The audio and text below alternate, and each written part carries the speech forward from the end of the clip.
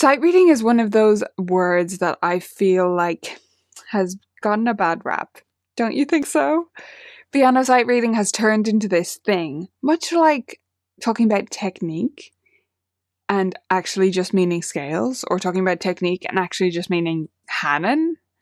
Sight reading often means something very specific, especially in countries that are heavily exam focused, like Ireland, like many other countries around the world. It's turned into a definition of those little exercises that you do in an exam. And that's not what sight reading means at all. However, I don't think it's always helpful to try and disentangle or take a word back to its origins. So instead of talking about sight reading, I've put a new label on it. Let me tell you where I got this word. So I listened to this podcast called The Creative Pen. And The Creative Pen is a podcast for writers. Nothing to do with you unless you happen to also write and then listen to it. She's fantastic, Joanna Penn, who runs that. But I listen to it because I've written several books and it's good to get publishing advice, etc. And on The Creative Pen, she talks about the difference between two different types of writers. So there are those in the wider writing community, what they tend to be called is plotters and pantsers.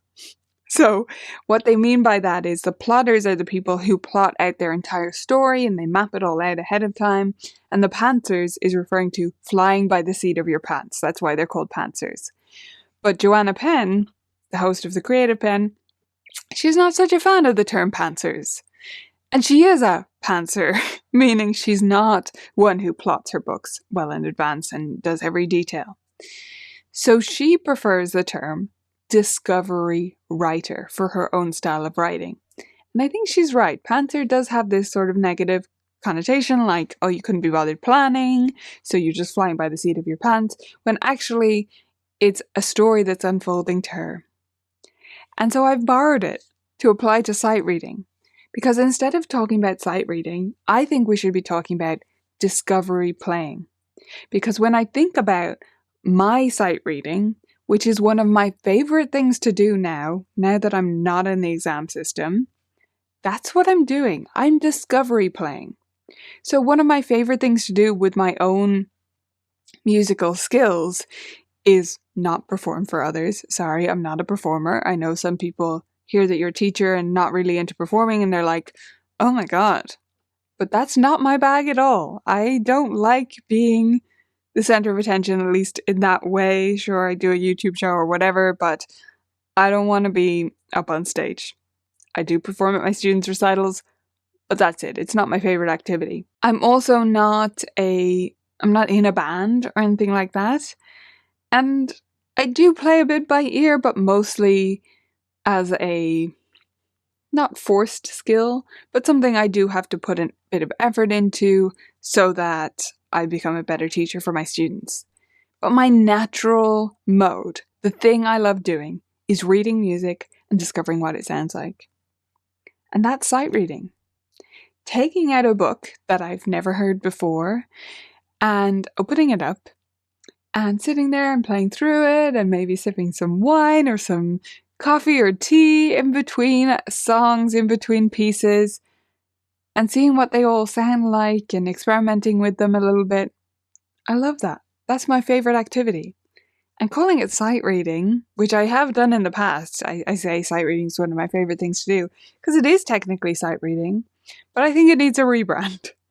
So I'm going to call it discovery playing. That's what I love to do. Let me know if you love discovery playing too, or if that sounds like, no, I like to sit down and really digest and learn a piece properly. I don't like pieces that I don't know really well, because that's a perfectly valid way to be as well. Just happens to be my favorite way to play. When we think about this discovery playing and passing it on to our students, we can't just rebrand it. We can't just say, no, it's discovery playing and expect them to love it. Because there are other things that go into making a great sight reader and someone who loves discovery playing. And I think you might be missing a step or two along the way. So let's think about what those steps are. The step one of creating a student who loves sight reading, whether they're a transfer or your own student, do they have a foundational understanding of reading. A solid reading foundation. Because if they do not, they can't be a great sight reader or a discovery playing lover yet. And when I talk about foundational reading skills, I'm talking about 2 or 3 years of study. I'm not talking about the first few months. Sure, for a teen who's like really gung-ho, they might get through that in a few months, and that's fine. But for most students, we're talking about a few years here. We're talking about them getting to the level of they can recognize all the different notes on the staff, and they can also fluently read intervals, and they recognize a few chords and maybe a few left-hand patterns. They need all of that to really go into sight reading or discovery playing mode at all. So that's the first stage. Once they come out of that stage, the second mistake you can make, if you did get them through that stage and you understand the importance of all the lessons along the way there, the next mistake you can make with the path to great sight readers or discovery players is not giving them enough repertoire. And this is one, again, because of our exam system. I don't hate exams, by the way, just hate indoctrination into that mode and just doing that and nothing else. But that's a whole other topic. Because of our exam system and the exam system in many countries, students end up going out of method books and into exams. And then when they start the exams, they basically learn just the exam pieces for a year. I mean, some teachers are good at getting them to do supplemental repertoire. I certainly don't allow my students to learn exam pieces for a year, but I'm the exception. A lot of teachers do this. And it means that they're just not reading enough to be good readers. It's really as simple as that. You can't develop good reading fluency if you don't read enough stuff. I always take it back when I'm talking to parents or other teachers as well. Let's take it back to reading your native language. If you're going to be a great reader of English, what do you need? You need to read a lot of books. That's why schools are always trying and parents are trying to get their kids into reading. They're trying to find a book that really hooks them in so that they follow through that whole series and read a lot. Because the more you read, the better you get. And the reason that works is once you get past those beginning stages of reading, you start to absorb the new words even though you haven't met them before because they're surrounded by other things that you do understand. And the same thing happens in piano. If you start to read more and more and more, you'll know most of the bits of the piece, but not others, and you'll figure those out along the way and start to understand them and translate them and relate them to things that you already understand and become more and more fluent because the next time you encounter that word, that pattern in music, it's familiar to you. So the next stage is to make sure that your students are doing enough repertoire. And those are the two basic foundations. They sound simple, and they are simple, but that doesn't mean they're easy. They're just foundational. The next two things I think you need that you might be lacking for great sight readers, really great sight readers, is, first of all, ensemble experiences for your students. If your students are going to be not just pretty good readers, but great sight readers, discovery playing lovers, if they're going to be that, they need to play with other students, to play with other musicians, or at the very least to play with backing tracks, metronomes, drumming tracks. And I don't really count metronomes enough, so I would say drumming tracks at a minimum. But really, they need to play with others. Now, it can be you, right? If there's no way for you to sort out experiences for your students to play together, fair enough. If you can't do that, that's fine. Definitely encourage them that if they have friends who play, that give them options that you think they might be able to play together, but at least play with you and them.